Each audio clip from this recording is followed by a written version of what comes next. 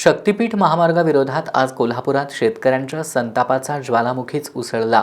शक्तीपीठ महामार्ग रद्द झालाच पाहिजे, एकच जिद्द शक्तीपीठ रद्द अशा घोषणांनी कोल्हापूर शहर दणाणून गेलं। हजारो शेतकरी शक्तीपीठ महामार्गाविरोधात रस्त्यावर उतरले। निवडणुकीपूर्वी महामार्ग रद्द झाल्याच्या घोषणा आणि त्यानंतर सुरू असलेली मोजणी यामुळे सरकारनं शेतकऱ्यांची फसवणूक केल्याचा आरोप करत शेतकऱ्यांनी या महामोर्चातून आपला संताप व्यक्त केला। गरज नसलेला शक्तीपीठ महामार्ग रद्द झालाच पाहिजे यासाठी आज कोल्हापुरात शक्तीपीठ महामार्गाविरोधात जिल्हाधिकारी कार्यालयावर सर्वपक्षीय मोर्चा काढण्यात आला। शेतकऱ्यांना भूमिहीन करून त्यांना देशोधडीला लावणाऱ्या शक्तीपीठ महामार्गाला विरोध करण्यासाठी सकाळी 11 वाजल्यापासून दसरा चौकात शेतकरी येत होते। गावागावातून आलेल्या शेतकऱ्यांनी चौक भरून गेला।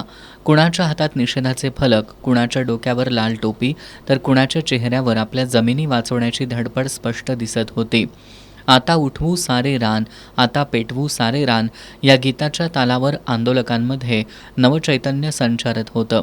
शेतकरी, महिला, युवक आणि ज्येष्ठ नागरिक मोठ्या संख्येनं मोर्चात सहभागी झाले होते।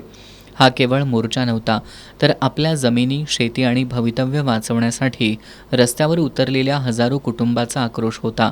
शक्तीपीठ महामार्गामुळे हजारो एकर सुपीक जमीन जाणार, अनेक गावं तुटणार आणि शेतकरी भूमिहीन होणार असल्यामुळं आंदोलक सरकारविरोधात आक्रमक होत घोषणाबाजी करताना दिसत होते।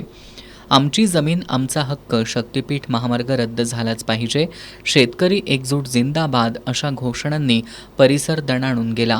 मोर्चा दसरा चौकातून पुढं सरकत व्हीनस कॉर्नरकडे आला तेव्हा संपूर्ण रस्ता आंदोलकांनी फुलून गेला होता। नजर जाईल तिकडं आंदोलक शेतकरीच दिसत होते। लढेंगे जीतेंगे, शेती उद्ध्वस्त करणारे महायुती सरकार जागे हो, शेती वाचवा देश वाचवा, खोटं आश्वासन खोटं सरकार, शेतकरी आता नाही फसणार, जमीन आमच्या हक्काची नाही कुणाच्या बापाची अशा आशयाचे फलक लक्ष वेधून घेत होते। विशेष म्हणजे या आंदोलनात महिलांचा सहभाग लक्षणीय होता। आपल्या मुलाबाळांच्या भवितव्याचा प्रश्न असल्याचं सांगत महिला शेतकरीही मोठ्या संख्येनं रस्त्यावर उतरल्या होत्या। जमीन गेल्यावर आम्ही जगायचं कसं, आमच्या मुलांचं काय, असा थेट सवाल महिलांनी सरकारला केला। निवडणुकीपूर्वी शक्तीपीठ महामार्ग रद्द झाल्याची घोषणा करण्यात आली होती, मात्र निवडणूक संपताच पुन्हा जमीन मोजणी आणि संपादन प्रक्रिया सुरू करण्यात आली। त्यामुळे सरकारनं शेतकऱ्यांना दिलेला शब्द मोडल्याची भावना आता गावागावात तीव्र होतीये। कोल्हापूर जिल्ह्यातील प्रत्येक गावांमधून उमटलेला हा विरोध केवळ एका महामार्गाविरोधातील नाही, तर आपल्या अस्तित्वासाठी सुरू झालेला संघर्ष असल्याचा दावा आंदोलक करतायत। हजारोंच्या संख्येमुळे रस्त्यावर उतरलेल्या शेतकऱ्यांनी दिलेल्या मोर्चाद्वारे दिलेला हा इशारा सरकार कितपत गांभीर्यानं घेणार हे पाहणं महत्त्वाचं ठरणार आहे।